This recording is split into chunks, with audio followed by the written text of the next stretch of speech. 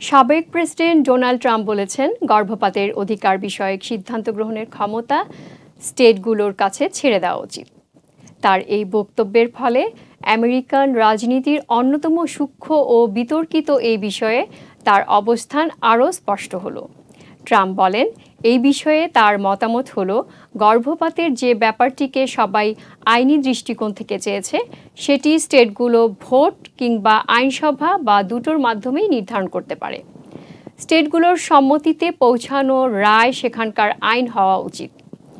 বলেন, অনেক স্টেটে এর ব্যতিক্রম হতে পারে, অনেক স্টেটে বেশি বা কম সময় লাগতে পারে, অনেক স্টেটে এই ক্ষেত্রে আরও রক্ষণশীলও হতে পারে।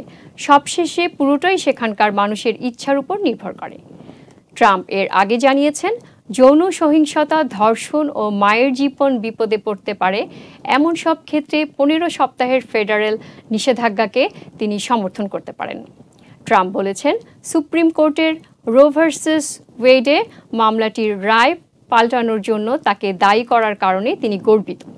তিনি বলেছেন, সুপ্রিম কোর্টের এই রায়ের ফলে বিষয়টি ফেডারেল আওতার বাইরে চলে যায় এবং তাতে প্রতিটি স্টেটের বাসিন্দাদের মতামতের প্রভাব প্রতিষ্ঠিত হয়।